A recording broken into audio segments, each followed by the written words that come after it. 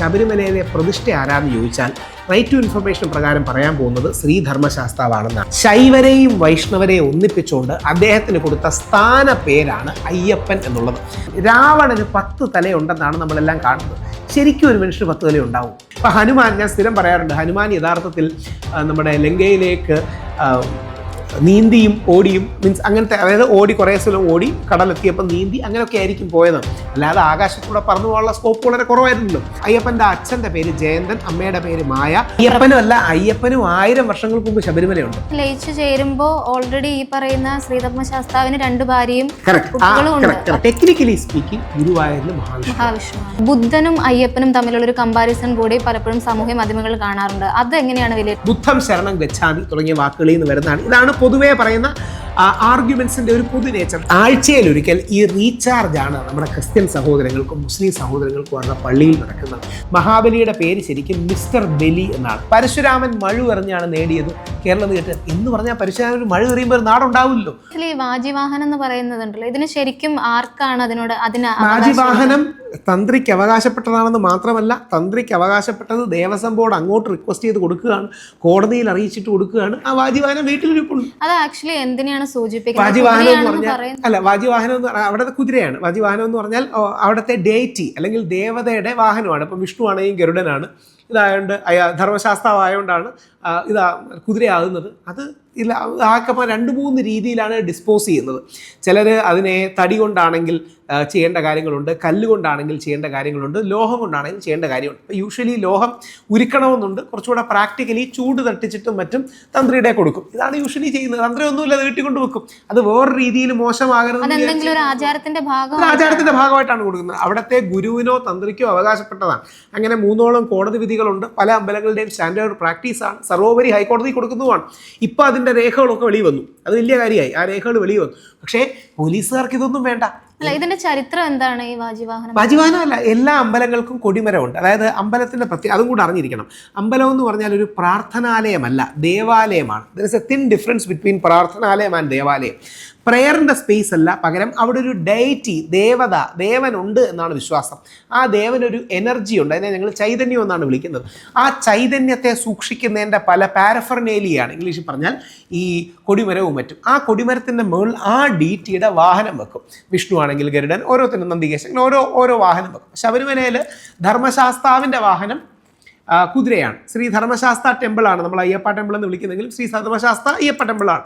ആത്യന്തികമായ അയ്യപ്പന്റെ വാഹനം പുലിയാണ്. അവിടെയാണ്. അത് വളരെ നല്ല ചോദ്യമാണ്. അപ്പോൾ അതും കൂടെ അറിഞ്ഞിരിക്കാനാണ്. ടെക്നിക്കലി സ്പീക്കിംഗ്, നാളെ നമ്മൾ റൈറ്റ് ടു ഇൻഫർമേഷൻ വെച്ച് ശബരിമലയിലെ പ്രതിഷ്ഠ ആരാന്ന് ചോദിച്ചാൽ റൈറ്റ് ടു ഇൻഫർമേഷൻ പ്രകാരം പറയാൻ പോകുന്നത് ശ്രീധർമ്മശാസ്താവാണെന്നാണ്. ശ്രീധർമ്മശാസ്താവിന് 2 ഭാര്യമാരുണ്ട്, പൂർണ്ണ, പുഷ്കല. മകനുണ്ട് സത്യകൻ. പക്ഷേ അയ്യപ്പൻ യഥാർത്ഥത്തിൽ 1000 വർഷം മുമ്പ് ശ്രീധർമ്മശാസ്താവിൻ്റെ അവതാരമായി ജനിച്ച ഒരു ചരിത്ര പുരുഷനും ദൈവവും ഒക്കെയാണ്. ഏതുപോലെ എന്ന് പറഞ്ഞാൽ വിഷ്ണുവിൻ്റെ അവതാരമാണ് കൃഷ്ണൻ, നമുക്കറിയാലോ. അല്ലെങ്കിൽ രാമനും കൃഷ്ണനും ഒക്കെ വിഷ്ണുവിൻ്റെ അവതാരമാണ്. അപ്പോൾ രാമനും കൃഷ്ണനും വിഷ്ണു ഒന്നാണോ എന്ന് ചോദിച്ചാൽ ആത്യന്തികമായിട്ട് ഒന്നാണ്. പക്ഷെ ചരിത്രത്തിന്റെ ദൃഷ്ടിയിൽ വ്യത്യാസമാണ്. ഉദാഹരണം അങ്ങനെ നോക്കുമ്പോൾ നമ്മൾ അയ്യപ്പൻ ശിവനും അതുപോലെ വിഷ്ണു മോഹിനി അതിന്റെ കൃത്യമായി പറയാം. അതായത് അയ്യപ്പൻ എന്താണെന്ന് പറഞ്ഞാൽ ഈ ശ്രീ ധർമ്മശാസ്താവെന്ന് പറഞ്ഞ് 1000 വർഷം പഴയ ഒരു ഡേറ്റി ഉണ്ട്, ഒരു അമ്പലമുണ്ട്. അയ്യപ്പനും മുമ്പുള്ളതാണ് ശബരിമല. ആ അമ്പലത്തിൻ്റെ ഭാഗമായി ഏകദേശം 900 വർഷം മുമ്പ് ശ്രീ ധർമ്മശാസ്താവിൻ്റെ അവതാരമെന്ന് ഞങ്ങൾ വിശ്വാസികൾ വിശ്വസിക്കുന്ന മണികണ്ഠൻ എന്നൊരാൾ ജനിച്ചു. പുള്ളിയുടെ പേര് അയ്യപ്പൻ എന്നല്ല, മണികണ്ഠൻ എന്നാണ്. ഇന്ന് നമ്മൾ ഹിന്ദു മുസ്ലിം വ്യത്യാസം ഉള്ളതുപോലെ അന്ന് നമ്മുടെ സമൂഹം അടികൂടിയിരുന്നത് ശൈവരും വൈഷ്ണവരും എന്ന് പറഞ്ഞാൽ. ഇതിനെയാണ് ദശാവതാരം എന്ന സിനിമയിൽ, നമ്മുടെ കമലഹാസൻ്റെ സിനിമ കണ്ടിട്ടുണ്ടോ എന്നറിയില്ല, ആ സിനിമയിൽ കാണിക്കുന്നുണ്ട്. അതായത് നെപ്പോളിയൻ ശൈവനാണ്, കമലഹാസൻ വൈഷ്ണവൻ. ഈ ശൈവരെയും വൈഷ്ണവരെയും ഒന്നിപ്പിച്ച വ്യക്തിയാണ് നമ്മുടെ മിസ്റ്റർ മണികണ്ഠൻ അല്ലെങ്കിൽ മിസ്റ്റർ അയ്യപ്പൻ. അയ്യൻ എന്ന വാക്കിനർത്ഥം വിഷ്ണു എന്നാണ്. അപ്പൻ എന്ന വാക്കിനർത്ഥം ശിവൻ എന്നാണ്. ശൈവരെയും വൈഷ്ണവരെയും ഒന്നിപ്പിച്ചുകൊണ്ട് അദ്ദേഹത്തിന് കൊടുത്ത സ്ഥാന പേരാണ് അയ്യപ്പൻ എന്നുള്ളത്. അതിൻ്റെ ആലങ്കാരിക ബാലരമ അമർചിത്രകഥയിൽ എഴുതാനുള്ള കഥയാണ് ശിവനും വിഷ്ണുവും കല്യാണം കഴിച്ച് കുട്ടിയുണ്ടായി. സിംബോളിക്കലി നമ്മൾ പറയുന്നതാണ്. ശിവനും വിഷ്ണുവും കല്യാണം കഴിച്ച് കുട്ടിയുണ്ടായത്. എൻ്റെ യഥാർത്ഥ ആക്ച്വലി മോഹിനി എന്ന് പറയുന്ന ഒരു അവതാരമൊക്കെ കെട്ടുകഥ അങ്ങനെയല്ല, അവതാരമല്ല, അത് കുറച്ചുകൂടെ കൃത്യമായിട്ട് പറഞ്ഞാൽ അതൊരു ബാലരമാമർ ചിത്രകഥയാണ്. കെട്ടുകഥ എന്ന വാക്ക് ലോഡഡ് ആയതുകൊണ്ടാണ് ഞാൻ വാക്ക് ഉപയോഗിക്കാത്തത്. അത് ബ്യൂട്ടിഫുൾ മിത്തോ ബാലരമാമർ ചിത്രകഥയോ ആണ്. അതായത് കുട്ടികൾക്ക് 15 വയസ്സിന് മുമ്പ് നോക്കൂ ശിവന്റെയും വിഷ്ണുവിന്റെയും മകനാണ് എന്ന് പറയുന്നതിന്റെ റീസൺ മാത്രമാണ്. ഇപ്പം നമ്മൾ ആക്ച്വലി ആ കഥകൾ മുഴുവൻ സത്യമല്ലായിരുന്നു. ആ കഥകൾ മുഴുവൻ സത്യമാണ്, പക്ഷേ സിംബോളിക് ട്രൂത്ത്സ് ആണ്. പെട്ടെന്ന് ഞാൻ ഈസി ആയ രീതിയിൽ പറയാം. രാവണന് 10 തലയുണ്ടെന്നാണ് നമ്മളെല്ലാം കാണുന്നത്. ശരിക്കും ഒരു മനുഷ്യന് 10 തല ഉണ്ടാവും? ഇല്ല. രാവണന് രാക്ഷസനാണ്, അല്ലെങ്കിൽ രാക്ഷസന് 10 തല ഉണ്ടാവും. അങ്ങനെയാണെങ്കിൽ നടക്കാനൊക്കെ ബുദ്ധിമുട്ടാവില്ല. രാവണന് യഥാർത്ഥത്തിൽ 10 തലയുടെ ബുദ്ധിയുണ്ട് എന്ന് മാത്രമാണ് അതിനർത്ഥം. അതുകൊണ്ടാണ് നമ്മൾ ആലങ്കാരികമായിട്ട് ഇന്നും പറയുന്നൊരു കാര്യമുണ്ട്, ബുദ്ധി രാക്ഷസൻ. നമ്മുടെ മണിച്ചിത്രത്താഴിൽ തിലകൻ മോഹൻലാലിനെ കുറിച്ച് പറയുന്നത്, ഡോക്ടർ സണ്ണിയെ കുറിച്ച് പറയുന്ന ഡയലോഗ് ഉണ്ട്, താനി രാവണൻ എന്ന് പറഞ്ഞാൽ ഒരുപാട് അറിവും കാര്യങ്ങളും ഒക്കെ ഉള്ളതിനെയാണ് രാവണൻ എന്ന വാക്കുകൊണ്ട് അവർ ഉദ്ദേശിക്കുന്നത്. അപ്പോൾ കുംഭകർണൻ യഥാർത്ഥത്തിൽ നമ്മുടെ ഒരു 7 അടിയോ 7.5 അടിയോ പൊക്കമുള്ള ഒരാളാണ്. അല്ലാതെ കുംഭകർണൻ ശ്വാസം എടുക്കുമ്പോൾ മൂക്കിലേക്ക് മറ്റേ ആനയൊന്നും കയറി പോകില്ല. സിമ്പിളായിട്ട് പറയാം, ഞാൻ ഇന്ന് വന്നപ്പോൾ ശ്രീഷോട് പറഞ്ഞൊരു കാര്യമാണ്, ഞങ്ങൾ വളരെ വേഗത്തിൽ പറന്നാണ് വന്നത് എന്ന് പറഞ്ഞാൽ ആകാശത്തൂടെ പറന്നു വന്നു എന്നല്ല, റോഡിലൂടെ വളരെ വേഗത്തിൽ വന്നു എന്ന് മാത്രമേ അർത്ഥമുള്ളൂ. അപ്പം ഭാഷയ്ക്ക് ഒരു സിംബോളിക് തലമുണ്ട്. ആ സിംബോളിക് തലമാണ് നമ്മുടെ പുരാണമായി മാറുന്നത്.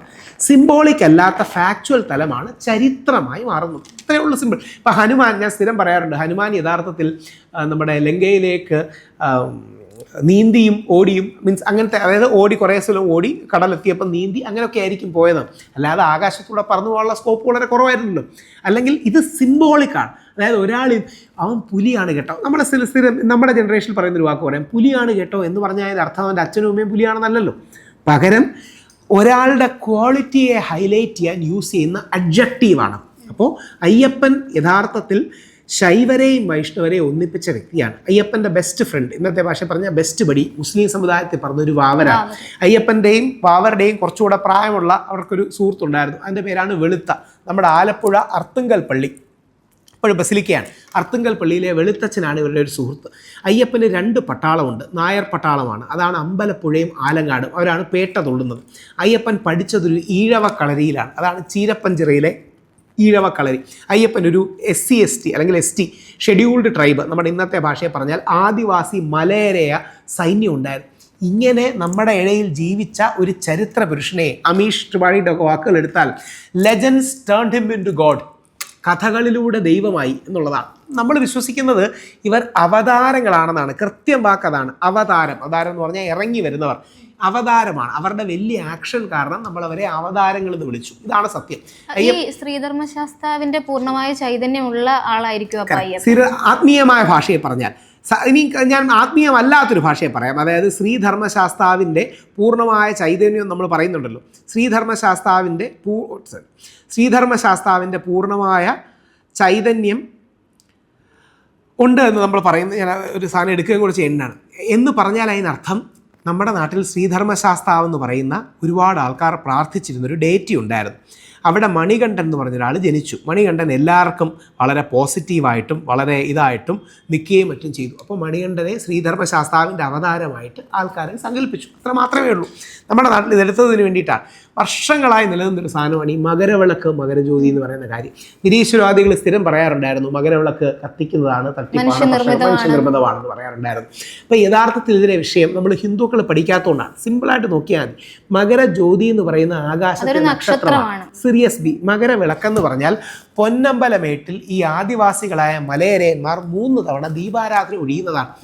ഇതാണ് ഇതിൻ്റെ സിംബോളിക് ട്രൂത്ത്സ്.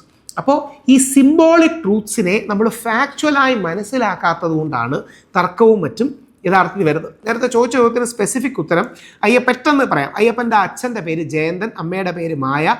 അയ്യപ്പൻ്റെ അമ്മയുടെ സഹോദരൻ്റെ പേര് രാജശേഖരൻ. അദ്ദേഹമാണ് അയ്യപ്പനെ എടുത്തു വളർത്തുന്നത്. അയ്യപ്പൻ ജീവിച്ച കാലത്ത് ശൈവരെന്നും വൈഷ്ണവരെന്നും പറഞ്ഞ് ഫൈറ്റ് ഉണ്ടായിരുന്നു.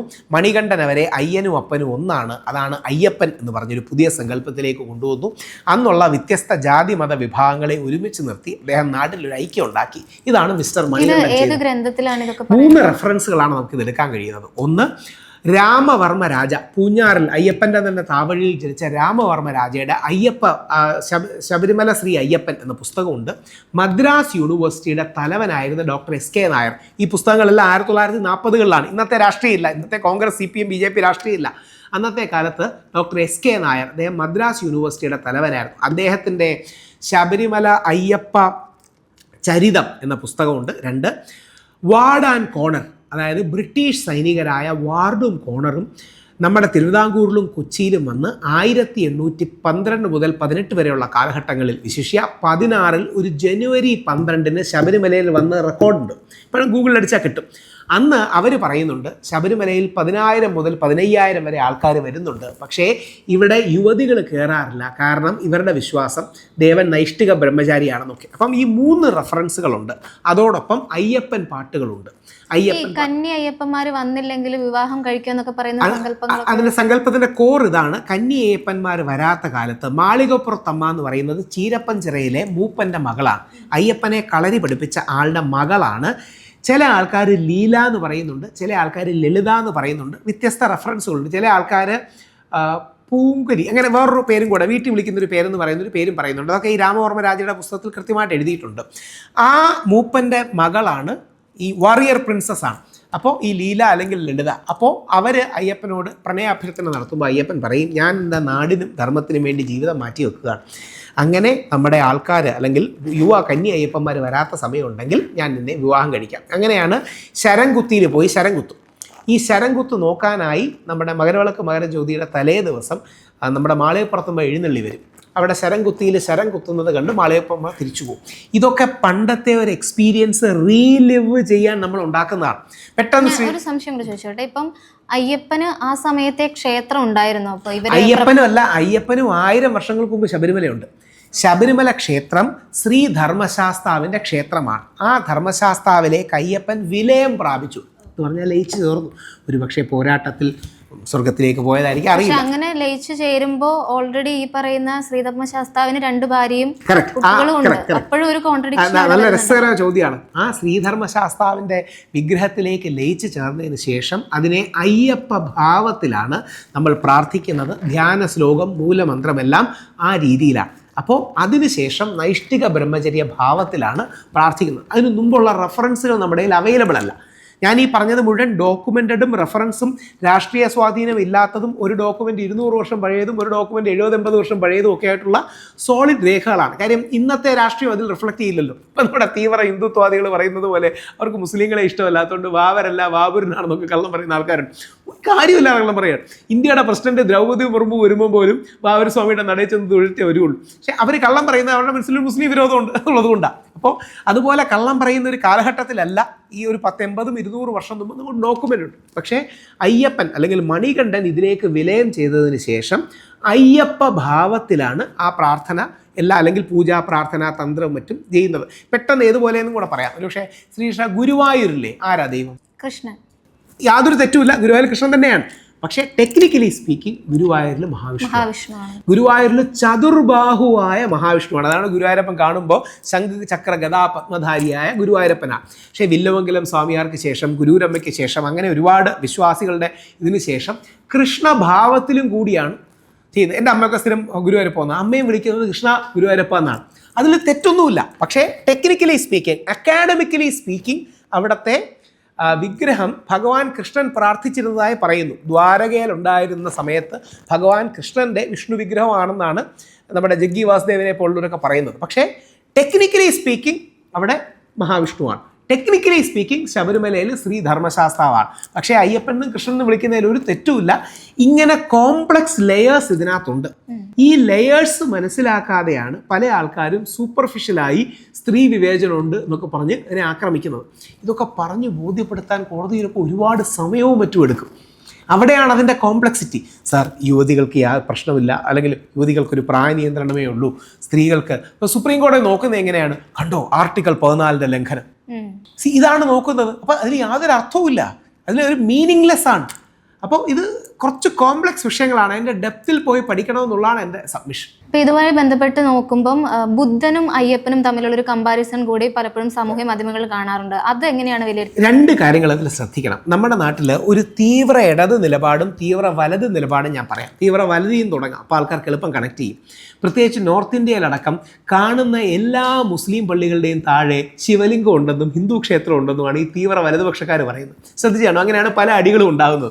അത് സഹി കെട്ടിട്ടാണ് അവസാനം RSSന്റെ സർസംഘ് ചാലക് പറഞ്ഞത് അങ്ങനെയൊന്നും പറയേണ്ട കാര്യമില്ല, മുസ്ലിം പള്ളിയുടെ താഴെ പോയി നിങ്ങൾ ശിവലിംഗം തിരയേണ്ട. കാണുന്ന എല്ലാ മുസ്ലിം പള്ളികളും പണ്ട് അമ്പലങ്ങളായിരുന്നു എന്ന് പറയുന്നത് ആ മുസ്ലിം പള്ളികളെ ഒന്ന് കൊച്ചാക്കാനായിട്ടാണ്. ഇതേപോലെ തീവ്ര ഇടതുപക്ഷക്കാർ പലപ്പോഴും കാണുന്ന എല്ലാ ഹിന്ദു ക്ഷേത്രങ്ങളുടെയും താഴെ ബുദ്ധക്ഷേത്രവും ജൈനക്ഷേത്രവുമാണെന്ന് പറയുന്നതിൻ്റെ റീസൺ ഈ അമ്പലങ്ങളെയും ബ്രാഹ്മണരെയും ഒന്ന് കൊച്ചാക്കണം എന്ന് വിചാരിച്ചാൽ. എന്തുകൊണ്ട്? അതായത് അയ്യപ്പൻ്റെ കാലഘട്ടത്തിലും അതിനു മുമ്പും ബൗദ്ധമായ ഒരുപാട് സ്വാധീനങ്ങൾ വന്നു കാണാം, സംശയമൊന്നുമില്ല. ശ്രീബുദ്ധൻ നമ്മുടെ ഇന്ത്യയിലും ഏഷ്യയിലും ജനിച്ച ഏറ്റവും വലിയ കാലഘട്ടത്തിലുള്ളൊരു വ്യക്തിയാണ്. പക്ഷേ 3 തെളിവുകൾ നമുക്കെടുക്കാം. ഒന്ന് 100 വർഷം മുമ്പുള്ള ഫോട്ടോ വരെ നമ്മുടെ ശബരിമലയിലുണ്ട്. നമ്മുടെ തിരുവിതാംകൂർ രാജാവ് ചെന്നെടുത്തൊരു ഫോട്ടോ, പലരും അത് കണ്ടു കാണും. ആ ഫോട്ടോയിലടക്കം ശ്രീകോവിൽ മാത്രമേ ശബരിമലയുടെ ആ സമയത്തുള്ളായിരുന്നു. അപ്പോൾ ശ്രീകോവിലിനകത്ത് ആർക്കും താമസിക്കാൻ കഴിയില്ല. ശ്രീകോവിൽ എന്ന് പറഞ്ഞാൽ താമസിക്കാൻ പറ്റുന്ന സ്ഥലമല്ലല്ലോ. ബുദ്ധവിഹാരം വേണമെങ്കിൽ അവിടെ വേറെ കെട്ടുകളും മറ്റും വേണം. 100 വർഷം മുമ്പ് പോലും അതില്ലായിരുന്നു. ഇത് നമ്മുടെ കയ്യിലുള്ളൊരു സോളിഡ് എവിഡൻസ് ആയിട്ട് നമുക്ക് പറയാം. 100 years ബാക്ക് പോലും അതില്ലായിരുന്നു. പിന്നീട് 200 വർഷം മുമ്പുള്ള വാർഡ് കോർണറിൻ്റെ പുസ്തകത്തിലും മൗണ്ടൻ ഡീറ്റി എന്ന രീതിയിൽ തന്നെയാണ് പറയുന്നത്. ബുദ്ധിസ്റ്റുകൾക്ക് നമ്മൾ ഇന്ന് കാണുന്ന രീതിയിലുള്ള ദേവതാ സങ്കല്പങ്ങളല്ല. അവർക്ക് ബുദ്ധൻ, ജ്ഞാനോദയം, നിർവ്വാണം, എൻലൈറ്റ്മെൻറ്റ് തുടങ്ങിയ കോൺസെപ്റ്റ്സ് ആണുള്ളത്. പക്ഷേ ഒരു കാര്യം സത്യമാണ്, കേരളത്തിൽ പല സ്ഥലങ്ങളിലും ബൗദ്ധന്മാരുടെ കാലഘട്ടത്തിൽ അല്ലെങ്കിൽ ഒരു 2500-2000 വർഷങ്ങൾക്ക് കാലഘട്ടത്തിൽ ബുദ്ധസ്വാധീനം ഉണ്ടായിരുന്നു എന്നുള്ള സത്യമാണ്. ബൗദ്ധരും ജൈനരും ഒരു വശത്തും ബ്രാഹ്മണർ മറുവശത്തും നിന്ന് സംഘർഷവും സ്പർദ്ധയും ഉണ്ടായിരുന്ന കാര്യം സത്യമാണ്. പക്ഷേ അത് ശബരിമലയിലേക്ക് എക്സ്റ്റെൻഡ് ചെയ്യുന്നതിൽ അർത്ഥം ഇപ്പം നമ്മുടെ കരുമാടിക്കുട്ടനൊക്കെ അങ്ങനെ ബുദ്ധ ജൈന സെറ്റിൽമെൻറ്റ്സ് ആണെന്നൊക്കെ മാവേലിക്കരയ്ക്ക് ഉള്ളത് പറയപ്പെടുന്നുണ്ട്. ഇവർ പറയുന്ന തെളിവുകൾ 3 ഒന്ന് പള്ളി എന്ന വാക്ക്, അത് ബുദ്ധവുമായിട്ട് ബന്ധപ്പെട്ടതാണ് പള്ളി. അങ്ങനെയാണ് പള്ളിക്കെട്ടും മറ്റും വന്നത്. ശരണം എന്ന് പറയുന്ന വാക്ക്, സ്വാമി ശരണം എന്ന് പറയുന്ന വാക്ക് ബുദ്ധം ശരണം ഗച്ഛാമി തുടങ്ങിയ വാക്കുകളിൽ നിന്ന് വരുന്നതാണ്. ഇതാണ് പൊതുവേ പറയുന്ന ആർഗ്യുമെൻസിൻ്റെ ഒരു പൊതു നേച്ചർ. പക്ഷേ 2-3 പ്രശ്നങ്ങളുണ്ട്. ഒന്ന്, അയ്യപ്പനും ധർമ്മശാസ്താവും ആയുധമെടുക്കുന്നവരാണ്. ബുദ്ധൻ നേരെ മറിച്ച് എക്സ്ട്രീം അഹിംസാവാദിയാണ്. അപ്പം ഈ രീതിയിൽ കണക്ട് ചെയ്യാൻ പറ്റുമോയെന്ന് നമുക്ക് സംശയമുണ്ട്. പക്ഷേ ചില ആൾക്കാർ പറയുന്നത് ബുദ്ധിസ്റ്റിലെ അവലോകിതേശ്വരൻ എന്ന് പറയുന്ന ഒരു ദേവസങ്കല്പമുണ്ട്, അത് അയ്യപ്പനുമായിട്ട് ബന്ധമുണ്ടെന്നൊക്കെ ഉള്ളതാണ്. ദൈവത്തിനെ അറിയില്ല. പക്ഷേ ലഭ്യമായ തെളിവുകൾ പ്രകാരം അത് ബുദ്ധിസവുമായിട്ട് ബന്ധപ്പെടാനുള്ള സാധ്യത കുറവാണ്. പക്ഷേ ഒരു കാലഘട്ടത്തിൽ, അയ്യപ്പൻ്റെ കാലഘട്ടത്തിലോ അതിന് മുമ്പോ ബൗദ്ധ സ്വാധീനങ്ങൾ ഉണ്ടായിരിക്കാം. കാര്യം നമ്മുടെ ഒരുപാട് കാര്യങ്ങളിൽ ബൗദ്ധ സ്വാധീനം റിഫ്ലക്റ്റ് ചെയ്യുന്നു എന്നുള്ളതാണ് നമ്മുടെ ചരിത്രകാരന്മാർ പറയുന്നത്. പക്ഷേ ഇടതുപക്ഷ ചരിത്രകാരന്മാർ പലപ്പോഴും ബ്രാഹ്മണരെയും ഹിന്ദു ധർമ്മത്തെയും സനാതന ധർമ്മത്തെയും ഒന്ന് കൊച്ചാക്കാൻ വേണ്ടിയാണ് പണ്ട് ബുദ്ധവും ജൈനവും എല്ലാമാണ് ഇവിടെ ഉണ്ടായിരുന്നത്, നിങ്ങളത് കയ്യേറിയാണെന്ന് പറയുന്നത്. ഇതിൻ്റെ നേരെ തിരിച്ചുള്ള നറേറ്റീവാണ് മുമ്പ് ഇവിടെ മുഴുവൻ അമ്പലങ്ങളായിരുന്നു, ആ അമ്പലങ്ങൾ കയ്യേറിയാണ് നിങ്ങൾ പള്ളികൾ ഉണ്ടാക്കിയെന്ന് മുസ്ലിങ്ങൾ പറയുന്നത്. ഇതൊരു അപരത്വ നിർമ്മാണമാണ്. പക്ഷേ പലപ്പോഴും എന്താ പറയുന്നത്, സിനർജികൾ ഉണ്ടായേക്കാം, സിന്തസിസ് ഉണ്ടായേക്കാം, സ്വാധീനങ്ങൾ ഉണ്ടായേക്കാം എന്ന കാര്യത്തിൽ സംശയമില്ല. അല്ലാതെ ലഭ്യമായ നമുക്ക് വേറെ തെളിവുകളില്ല എന്നുള്ളതാണ് വസ്തുത. ഇപ്പം ചേട്ടൻ മുമ്പ് പറഞ്ഞു ആഴത്തിലുള്ള പഠനം ഇതിനൊക്കെ ആവശ്യമാണെന്ന്. ഇപ്പം എനിക്ക് തോന്നിയിട്ടുള്ളത് എല്ലാ വിഷയങ്ങളെ പറ്റിയും ഡീപ്പായിട്ടുള്ള പഠനവും അതുപോലെ തന്നെ സ്പീഡിൽ സംസാരിക്കാനുള്ള ഒരു കഴിവും, ഇത് രണ്ടും കൂടിയാണ് രാഹുൽ ഈശ്വറിൻ്റെ ഏറ്റവും വലിയ USP എന്നാണ് എനിക്ക് തോന്നിയിട്ടുള്ളത്. അപ്പം ഈ ഒരു പഠനം എന്ന് പറയുന്നത് എങ്ങനെ ചെറുപ്പകാലം തൊട്ടേ അങ്ങനെയാണ്? നേരെ തിരിച്ച് ഈ പഠനം പ്രത്യേകിച്ച് ഹിന്ദു സമൂഹത്തിന് വേണമെന്ന് പറയാൻ ഞാൻ കണക്കുകൾ കൂട്ടി ഇതിന് കാര്യം പറയാം. കേരളത്തിൻ്റെ ജനസംഖ്യ 3.5 കോടി ജനങ്ങളാണ്. ഈ 3.5 കോടി ജനങ്ങളിൽ 50 മുതൽ 55% വരെയാണ് ഹിന്ദു സമൂഹമുള്ളത്. 17-18% ക്രിസ്ത്യൻ സമൂഹമുള്ളത്. 27 മുതൽ 30% വരെയാണ് മുസ്ലിം സമൂഹമുള്ളത്. കേരളത്തിൽ നടക്കുന്ന ആത്മഹത്യകളിൽ 80% ഹിന്ദു സമൂഹത്തിലാണ് നടക്കുന്നത്. കേരളത്തിൽ നടക്കുന്ന മദ്യപാനം, ആൽക്കഹോളിസം അടക്കമുള്ള പ്രശ്നങ്ങളിൽ 83% ഹിന്ദു സമൂഹത്തിലാണ് നടക്കുന്നത്. കേരളത്തിൽ നടക്കുന്ന കുടുംബ തകർച്ചകളിൽ 80 മുതൽ 85% നമ്മൾ 50% ഹിന്ദുക്കളിലാണ് നടക്കുന്നത്. എന്താ കാരണമെന്ന് ഒറ്റ വരിയിൽ പറയാം. ഒരു ചോദ്യരൂപേണ ഞാൻ ചോദിക്കാം. ആഴ്ചയിൽ എല്ലാ ദിവസവും നമുക്ക് അമ്പലത്തിലും പള്ളിയിലും ഒക്കെ പോവാം. നമ്മുടെ വിശ്വാസികൾക്ക് ഹിന്ദു മുസ്ലിം ക്രിസ്ത്യൻ എന്ന് പറഞ്ഞ് പോവാം. പക്ഷേ ആഴ്ചയിൽ ഏത് ദിവസമാണ് നമ്മുടെ ക്രിസ്ത്യൻ സഹോദരങ്ങൾ അവരുടെ പള്ളികളിൽ ഒത്തുകൂടുന്നത്, ഒരുമിച്ച് പ്രാർത്ഥിക്കുന്നത്, അവർ ദശാംശവും മറ്റും കുറച്ച് പിരിച്ച് പാവപ്പെട്ടവരെ സഹായിക്കുന്നതൊക്കെ ക്രിസ്ത്യാനികൾ ഏത് ദിവസമാണ്? ഞായറാഴ്ചയാണ്. ഏത് ദിവസമാണ് നമ്മുടെ മുസ്ലിം സഹോദരങ്ങൾ അവരുടെ പള്ളിയിൽ ഒത്തുകൂടുന്നത്, സക്കാത്ത് കൊടുക്കുന്നത്, ഒരുമിച്ച് പ്രാർത്ഥിക്കുന്നത്, ചേട്ടാ എൻ്റെ മോക്കൻ അഡ്മിഷൻ മേടിച്ചു തരണമെന്ന് പറയുന്നത്, എനിക്ക് പലിശ ഇല്ലാതെ കുറച്ച് കാശ് കടം തരാമോ, ഞാനൊരു ബിസിനസ് ചെയ്യട്ടെ എന്ന് ചോദിക്കുന്നത്, ഇതെല്ലാം ഏത് ദിവസമാണ്? വെള്ളിയാഴ്ചയാണ്. ഏത് ദിവസമാണ് ഹിന്ദുക്കൾ ഇതേപോലെ ആഴ്ചയിൽ ഒരുമിച്ച് കൂടുന്നത്, പ്രാർത്ഥിക്കുന്നത്, പ്രവർത്തിക്കുന്നത്, പരസ്പരം സപ്പോർട്ട് ചെയ്യുന്നത്? അങ്ങനെ ഒരു പ്രത്യേക ദിവസം, അങ്ങനെ ഒരു ദിവസമോ ഇടമോ സമയമോ ഒന്നുമില്ല. ഈ മൊബൈൽ ഫോൺ ഇന്ന് രാവിലെ ഇറങ്ങിയപ്പോൾ എനിക്ക് ഫുള്ളി ചാർജ് ഉണ്ടായിരുന്നു. ഇപ്പോൾ ഏകദേശം കുറഞ്ഞ് 67%. ഇന്ന് രാത്രി എത്തുമ്പോൾ ഒരു പക്ഷേ 10%, 5% മാറും. ദിവസത്തിൽ ഒരിക്കൽ റീചാർജ് ചെയ്യേണ്ട ഒരു ഉപകരണമാണ് ഈ മൊബൈൽ ഫോൺ. ഇതേപോലെ ആഴ്ചയിലൊരിക്കൽ നമ്മളെ തന്നെ റീചാർജ് ചെയ്യണം എന്നുള്ളതാണ്. ഇതൊരു ഹാർവാർഡ് യൂണിവേഴ്സിറ്റിയുടെ പഠനമാണ്. 2016 ജാമ സൈക്കാട്രി. ആഴ്ചയിലൊരിക്കൽ ഈ റീചാർജാണ് നമ്മുടെ ക്രിസ്ത്യൻ സഹോദരങ്ങൾക്കും മുസ്ലിം സഹോദരങ്ങൾക്കും അവരുടെ പള്ളിയിൽ നടക്കുന്നത്. നമ്മൾ ഹിന്ദുക്കൾക്ക് അങ്ങനൊരു പഠനമോ യോജിപ്പോ ഐക്യമോ ഒന്നും ഇല്ലാത്തതിൻ്റെ കോർ റീസൺ ക്രിസ്ത്യാനികൾക്ക് ഞായറാഴ്ച, മുസ്ലിങ്ങൾക്ക് വെള്ളിയാഴ്ച പോലെ ഹിന്ദുക്കൾക്ക് ഒരു ശനിയാഴ്ച ഇല്ലാത്തത് കൊണ്ടാണ്. അതോടൊപ്പം നമ്മുടെ ക്രിസ്ത്യൻ മുസ്ലിം സഹോദരൻ്റെ കുട്ടി 5 വയസ്സ് മുതൽ 18 വയസ്സ് വരെ ആഴ്ചയിൽ 1-2 മണിക്കൂറെങ്കിലും ആത്മീയ വിദ്യാഭ്യാസം, പള്ളിയിൽ പോകണു, ബൈബിൾ ക്ലാസ് പോകണു, ഖുർആൻ പഠിക്കുന്നു, അല്ലെങ്കിൽ യേശു ക്രിസ്തുവിനെ പരിചയപ്പെടുന്നു, പ്രവാചകൻ മുഹമ്മദ് നബി സല്ലല്ലാഹു അലൈഹി വസല്ലത്തെ പരിചയപ്പെടുന്നു. അങ്ങനെ ഒരു പരിചയപ്പെടൽ അവർക്ക് കിട്ടുന്നുണ്ട്. ഹിന്ദു സമൂഹത്തിന് ആ പഠനം കിട്ടുന്നില്ല. ഇത് കാരണമാണ് നമ്മുടെ ഇടയിൽ ഇത്രയും തകർച്ചയും തളർച്ചയും. ഞാനത് ആ പോയിന്റ് എസ്റ്റാബ്ലിഷ് ചെയ്യാൻ കൗതുകമുള്ളൊരു ചോദ്യം ചോദിക്കാം. യേശു ക്രിസ്തു എത്ര വർഷം മുമ്പാണ് ജനിച്ചത്? അപ്രോക്സിമേറ്റ് നമ്മൾ BC AD ഒക്കെ കണക്ക് പറയുന്നുണ്ട്. ഏകദേശം 2000 വർഷം മുമ്പാണ്, നമുക്കറിയാം അല്ലേ? അതായത് 2000 വർഷം മുമ്പാണ് ജെറുസലേമിൽ ഉണ്ണിയേശു ജനിക്കുന്നത്. നമ്മുടെ പ്രവാചകൻ മുഹമ്മദ് നബി സല്ലല്ലാഹു അലൈഹി വസല്ലം ഏകദേശം ഒരു 1500 വർഷങ്ങൾക്ക് മുമ്പാണ്, AD 600 കാലഘട്ടങ്ങളിലൊക്കെയാണ് ജനിക്കുന്നത്. കൗതുകമുള്ളൊരു ചോദ്യം ചോദിക്കാം. കേരളത്തിന് ഏറ്റവും കൂടുതൽ റവന്യൂ കൊണ്ടുതരുന്ന, കോടിക്കണക്കിന് ആൾക്കാർ കേരളത്തിലേക്ക് എത്തുന്ന, കേരള സംസ്ഥാനത്തിൻ്റെ ഏറ്റവും കൂടുതൽ റവന്യൂ തരുന്ന സ്ഥലങ്ങളിലായ ശബരിമലയുടെ കോറായ അയ്യപ്പൻ, നമ്മുടെ നാട്ടിൽ ജനിച്ച അയ്യപ്പൻ എത്ര കാലം മുമ്പാണ് ജീവിച്ചിരുന്നതെന്ന് ചോദിച്ചാൽ നമുക്ക് അറിയില്ല എന്നുള്ളതല്ല പ്രശ്നം. ആ ചോദ്യം നമുക്ക് ചോദിക്കാനൊരു ഇടമില്ല എന്നുള്ളതാണ് പ്രശ്നം. അത് അറിയില്ല എന്നുള്ളതല്ല നമ്മുടെ പ്രശ്നം. കുറച്ചുകൂടെ കൗതുകമുള്ളൊരു ചോദ്യം ചോദിക്കാം. മലയാളികൾ ജാതി മത രാഷ്ട്രീയ ഭേദമന്യേ ആഘോഷിക്കുന്നതാണ് ഓണം. ഈ മഹാബലിയുടെ അച്ഛൻ്റെ അമ്മയുടെ പേരെന്താ? മഹാബലി ഏത് കാലഘട്ടത്തിൽ ജീവിച്ചു? മഹാബലിയുടെ മോൻ്റെ പേരിൽ ഇന്നും കേരളത്തിലൊരു ഡാമുണ്ട്. ഇന്നും പ്രത്യേകിച്ച് എറണാകുളത്തിരിക്കുന്ന ആൾക്കാർക്ക് മഹാബലി അറിഞ്ഞിരിക്കേണ്ടത് ഈ തൃക്കാക്കര അടക്കമുള്ള സ്ഥലങ്ങളിൽ വാമനമൂർത്തി ക്ഷേത്രവും മഹാബലിയുമായിട്ട് ഒരുപാട് ബന്ധവുണ്ട്. നമുക്കിതിനെക്കുറിച്ചൊരു ഐഡിയയും ഇല്ല എന്നുള്ളതാണ് സത്യം. ചോദിച്ചാൽ നമ്മളതില്ല, അതൊക്കെ കഥയും പുരാണവും എന്നൊക്കെ പറയും. മഹാബലിയുടെ പേര് ശരിക്കും മിസ്റ്റർ ബലി എന്നാണ്. മഹാബലി എന്ന് പറഞ്ഞാൽ മഹാനായ ബലി എന്ന് മാത്രമേ അർത്ഥമുള്ളൂ.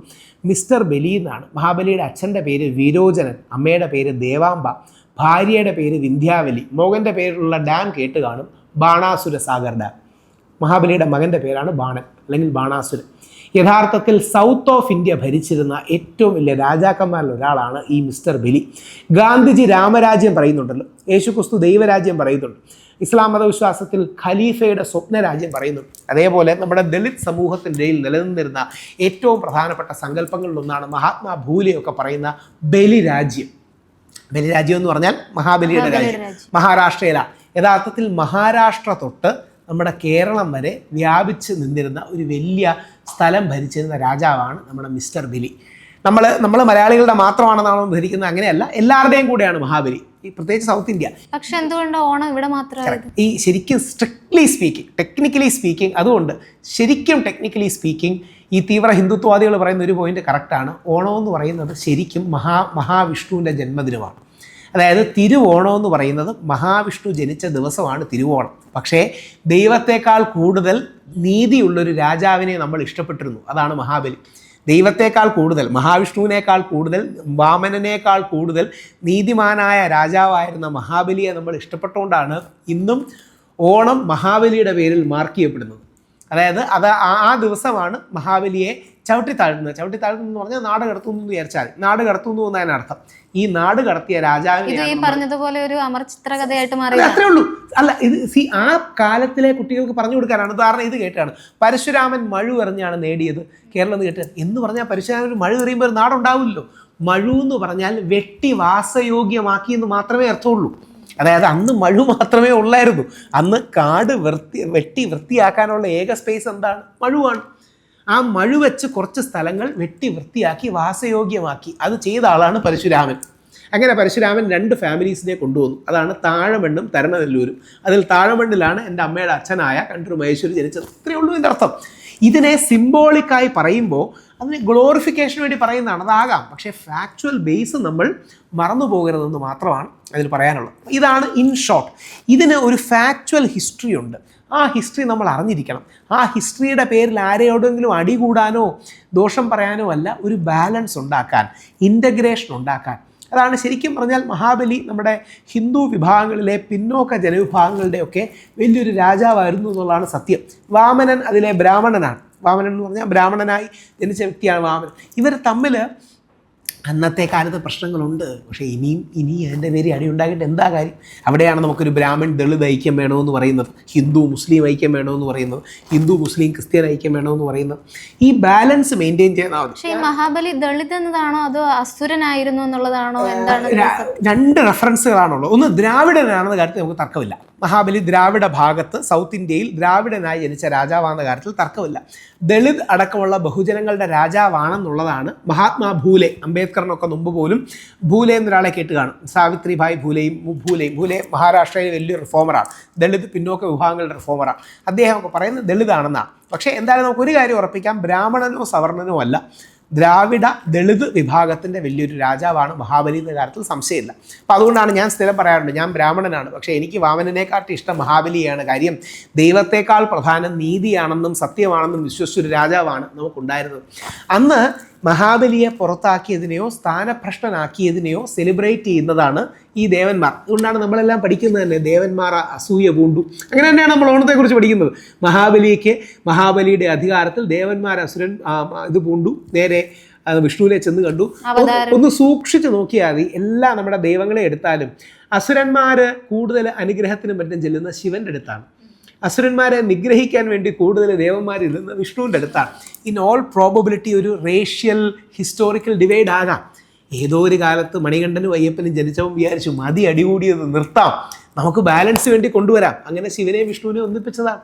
ഗാന്ധിജി മറ്റേ ഹിന്ദു മുസ്ലിം ക്രിസ്ത്യൻ ഒന്നിപ്പിച്ചതുപോലെ integration is the way head, disintegration അല്ല എന്ന് വിശ്വസിച്ച ആൾക്കാർ ചെയ്തതായിരിക്കും.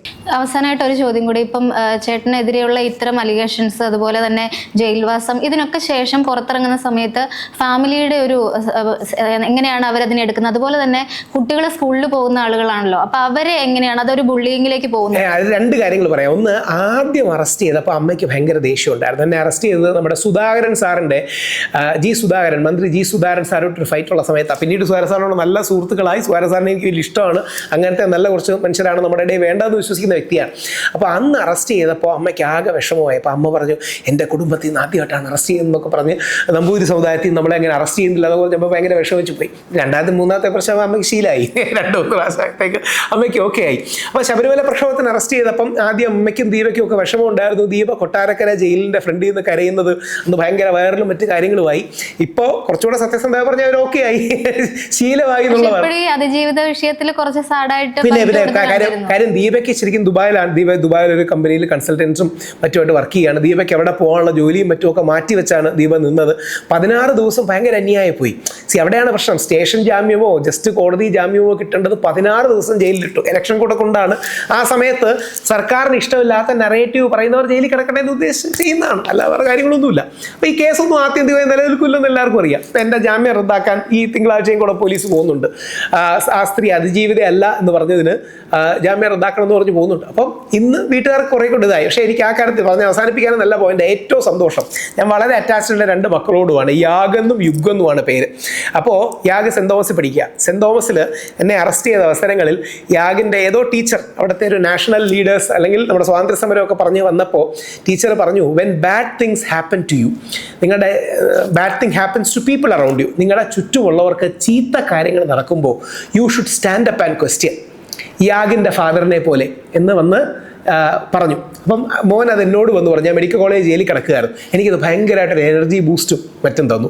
അപ്പോൾ അങ്ങനത്തെ ആരെങ്കിലുമൊക്കെ ശ്രദ്ധിക്കുന്നുണ്ട്, പോസിറ്റീവായ കാര്യങ്ങൾ ശ്രദ്ധിക്കുന്നുണ്ട് പറയുന്നത് നമുക്കൊരാശ്വാസമാണ്. അപ്പം നമുക്കൊരു മോട്ടിവേഷനാണ് നമ്മളിത് വർക്ക് ചെയ്യുമ്പോൾ.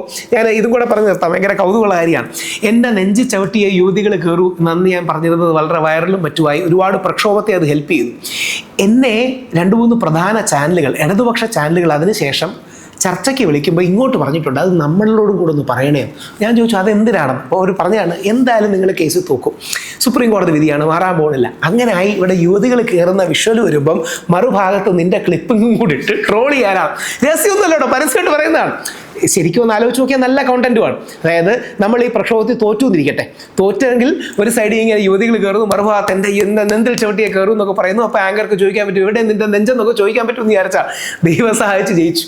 ആ ഡയലോഗും വന്നത് പിന്നെ അഭിലാഷിനോട് ഒരു 30 സെക്കൻഡ് തരൂ എന്ന് പറയുന്ന ഡയലോഗും വന്നത് പ്ലാൻ ചെയ്ത് പറയുന്നൊന്നുമല്ല, ആ സമയത്ത് ദൈവം തോന്നിക്കുന്നതാണ്. ആക്ച്വലി ഒരു 30 സെക്കൻഡ് കൊണ്ട് നമുക്കൊരു കാര്യം പറഞ്ഞ് കൺവിൻസ് ചെയ്യാൻ പറ്റുമോ? സത്യം പറഞ്ഞാൽ 30 അല്ല കൂടുതൽ വേണ്ടി വരും. പക്ഷെ 30 സെക്കൻഡ് എന്ന് ചോദിച്ചാലേ തരൂ, അതാണ് സംശയം. ഇപ്പൊ 2 മിനിറ്റ് എന്ന് ചോദിച്ചാൽ ആങ്കർമാർ തരില്ല. 30 സെക്കൻഡ് എന്ന് പറഞ്ഞ് നമുക്കൊരു 3 മിനിറ്റ് വരെ പോവാം. അപ്പൊ അഭിലാഷിനോട് ആ പറഞ്ഞതാണ് എൻ്റെ ജീവിതത്തിൽ ഞാൻ പറഞ്ഞിട്ടുള്ളതിൽ ഏറ്റവും സിഗ്നിഫിക്കൻറ്റ് വാക്കുകൾ. അതെന്താന്ന് പറഞ്ഞാൽ ഇന്ത്യയുടെ ചീഫ് ജസ്റ്റിസ് ആയിരുന്ന ദീപക് മിശ്രാജി തെറ്റായ നിലപാടുകളും ദുരുദ്ദേശത്തോടും കൂടെയാണ് ശബരിമലയിൽ യുവതികളെ പ്രവേശിപ്പിച്ചത് എന്നുള്ളതാണ് ആ 30 സെക്കൻഡിൽ യഥാർത്ഥത്തിൽ പറഞ്ഞത്. പക്ഷെ ആ സീരിയസ് കോണ്ടന്റ് ഒക്കെ ആൾക്കാർ വിട്ടു. ശരിക്കും ശബരിമല യുവതികൾ പ്രവേശനത്തിന്റെ പിന്നിലെ ദുരുദ്ദേശം മുസ്ലിം ക്രിസ്ത്യൻ പേഴ്സണൽ ലോ ഇല്ലാതാക്കാനും ആർട്ടിക്കിൾ 44 ആർട്ടിക്കിൾ 14 മുഖം മൂടിയിട്ട് ആർട്ടിക്കിൾ 25 വെട്ടാനുമാണ്. ഇത് പറഞ്ഞാൽ ഇന്ത്യയിലെ 99% ആൾക്കാർക്ക് മനസ്സിലാവില്ല. സാധാരണ ഭാഷയിൽ മനസ്സിലാക്കാൻ വേണ്ടി പറഞ്ഞാൽ മതി. അവരെ വെട്ടാൻ അയ്യപ്പനെ ആദ്യം വെട്ടാൻ നോക്കിയതാണ്. അതായത് മുസ്ലിം പേഴ്സണൽ ലോയും ക്രിസ്ത്യൻ പേഴ്സണൽ ലോയും ദുർബലപ്പെടുത്താൻ ആദ്യം ഹിന്ദുക്കളുടെ വിശ്വാസം ദുർബലപ്പെടുത്താൻ നോക്കിയതാണ് സംഭവിച്ചത്. ഇതാണ് ഇതിൻ്റെ ആഴമേറിയ രാഷ്ട്രീയം. പക്ഷേ യഥാർത്ഥത്തിൽ ആ വിഷയമാണ് ഇതിൽ പറയുന്നത്. പക്ഷേ ഇത്രയും കോംപ്ലക്സ് ആയ വിഷയങ്ങളൊക്കെ പറഞ്ഞ് മനസ്സിലാക്കാൻ വളരെ ബുദ്ധിമുട്ടാണ്. പക്ഷേ ആ 30 സെക്കൻഡ് ഭയങ്കര വൈറലായി. അത് ഒരുപാട് പേരെ, 100 കണക്കിന് ആൾക്കാരെ പ്രക്ഷോഭത്തിലേക്ക് കൊണ്ടുവരാനൊക്കെ ഹെൽപ്പ് ചെയ്തു. അപ്പോൾ അതും ദൈവം പറയിക്കുന്നതാണ് എന്നുള്ളതാണ് വിശ്വാസം. അപ്പോൾ ഞാൻ പറയുന്നത് കുറച്ചുകൂടെ ഒന്ന് ടോൺ ഡൗൺ ചെയ്യുന്നുണ്ട്, കുറച്ചുകൂടെ മിതത്വം ഉണ്ടാക്കുന്നുണ്ട്. പക്ഷേ അടിസ്ഥാനപരമായി പറയുന്ന കാര്യങ്ങൾ സത്യമാണ്.